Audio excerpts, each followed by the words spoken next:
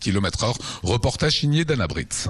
Passer de 90 km/h à 80 sur les routes secondaires, une proposition de Manuel Valls qui pourrait être expérimentée dans plusieurs départements et qui fait réagir. Automobile Club, l'organisation de défense des automobilistes, est contre une limitation généralisée et prône plutôt la juste vitesse. On pourrait imaginer qu'effectivement sur des axes très spécifiques identifiés comme posant un problème particulier, après un audit de l'infrastructure pour voir s'il y a un problème d'obstacles latéraux, s'il puisse y avoir véritablement des soucis de visibilité, que dans cette hypothèse-là de configuration très spécifique, il y ait un abaissement particulier sur une portion d'axe pour attirer justement l'attention des automobilistes, oui, ça, c'est tout à fait plausible. Pour nous, Automobile Club, il y a certainement beaucoup d'autres pistes à explorer.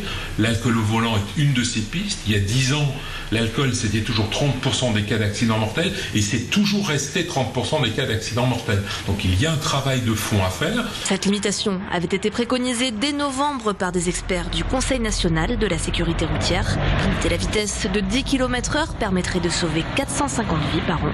Mais les opposants à cette mesure avancent l'exemple des autres pays européens.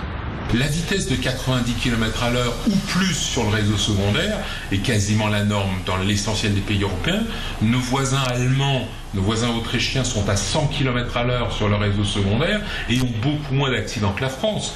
Et puis même les champions d'Europe de la sécurité routière que sont nos amis britanniques, eux ont un réseau secondaire où on circule à 97 km/h.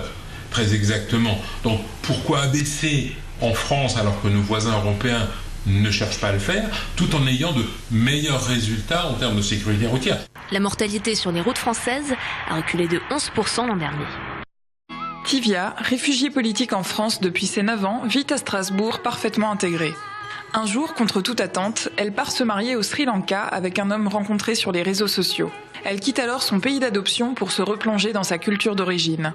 Une histoire d'amour traversée par l'exil qui interroge nos sens, nos valeurs et notre identité culturelle.